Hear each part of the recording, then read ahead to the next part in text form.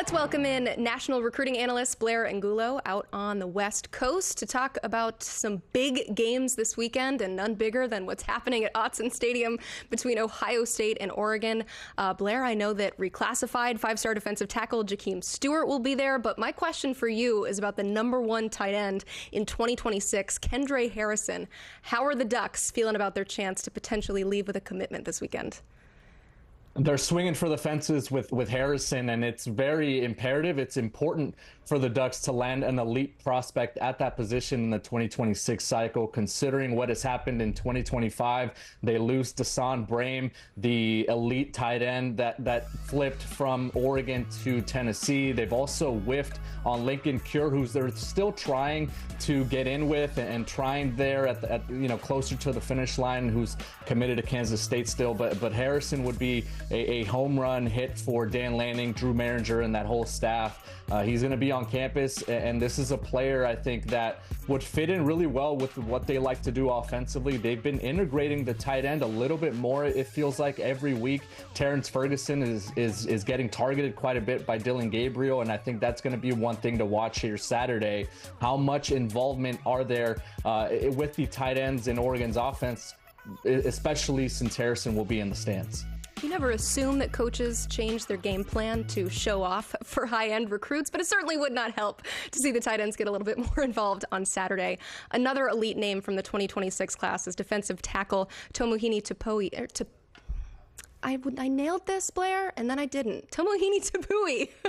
Where do the Ducks feel about his chances to land him? The Ducks are in a great spot for Tomohini. He was at Autzen Stadium at the end of July for Saturday Night Live event. It's the big recruiting extravaganza that the Ducks throw every summer. And they already have one talented defensive lineman committed in Tony Cumberland. He's elite, and they're also in on Tupui, the Southern California prospect. Modern Day has been building a sort of pipeline into Eugene. There's a couple commits right now in the current class, Nasir Wyatt and Jordan Davison. There's Aiden Breland, who we remember in the 2024 cycle, who's already in Eugene. And Tupui would be a home run, just like Harrison would. The Ducks are swinging for the fences on a lot of fronts. Tupui, in particular, I think has a really good relationship with defensive line coach Tony Tuioti. He's a childhood favorite program was USC for him, but the Oregon Ducks have made a big push and a big surge for him. I would not be surprised if at the end of the day he ended up signing with Oregon, because the Ducks have made a tremendous impression. Another player, Bot Mulitalo from the state of Utah, another elite defensive lineman, is also going to be in Eugene, and they're all going to be talking to each other. They took a photo together on the field at Autzen Stadium, and they called it what would be a dream class up front in the defensive line. And it's huge because there aren't that many defensive linemen out west, as we've discussed time and time again. So when there is a group like this and Oregon is in on all of them, it definitely catches your eye. Yeah, usually Oregon is in on all of those big guys up front. Meanwhile, USC, of course, in a massive game that you can watch on CBS against Penn State. And it seems like there's going to be a lot of quarterbacks in the building. You've got the number one quarterback from California in the 2026 class in Ryder Lyons, the number one quarterback in 27 in Brady Edmonds. So how are they feeling about their chances to stock up the future of their quarterback room? They'll be treated to a quarterback show, hopefully, right? Drew Aller versus Miller Moss, and Lincoln Riley being known as a quarterback whisperer of sorts. Julian Lewis, the player who's committed to USC, the five-star quarterback from the state of Georgia, will also be at the Coliseum. There's been rumors about him for months and months. Is it going to be Colorado? Is it going to be Indiana? Auburn was in the mix there before they flipped Deuce Knight from Notre Dame.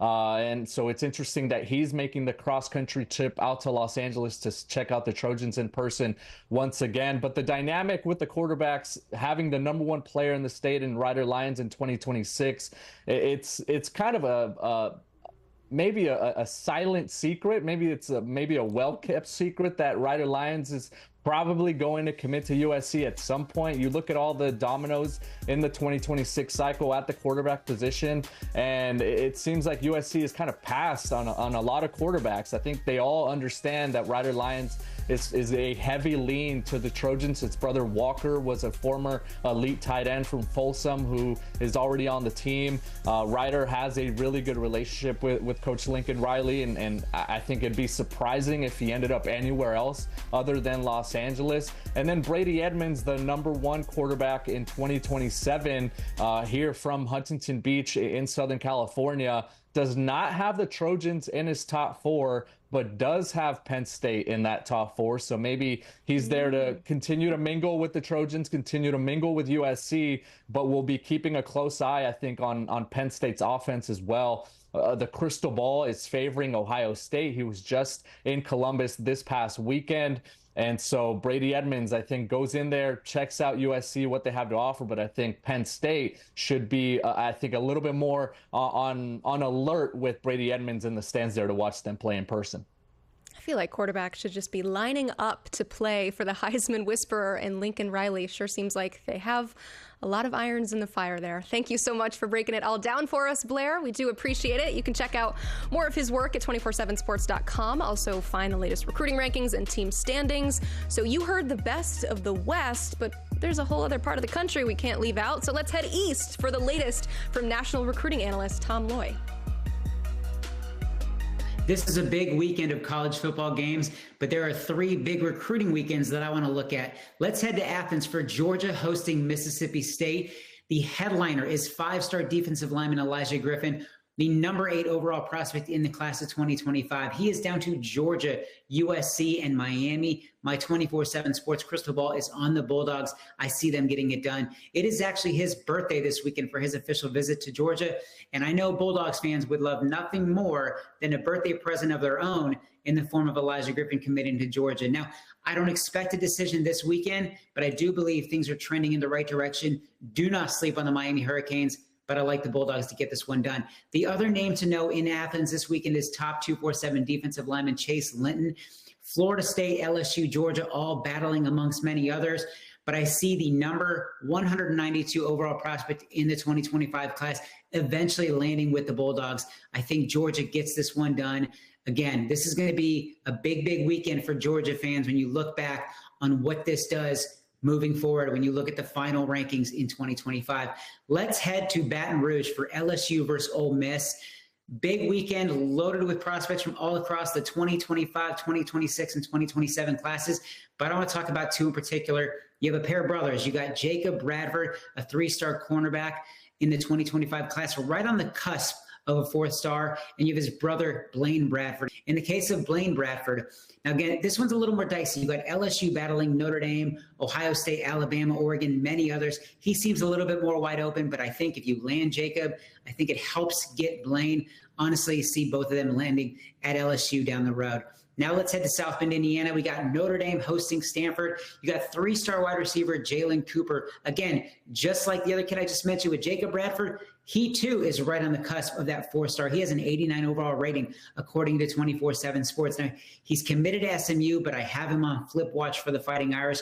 I think Notre Dame gets it done. They are recruiting wide receiver position at a high level in the sense of it's a big, big need in 2025. And Jalen Cooper is at the top of the board. He's a big-time target. Again, I see the Fighting Irish get this one done. And then another guy I want to talk about is top 100 class of 2026.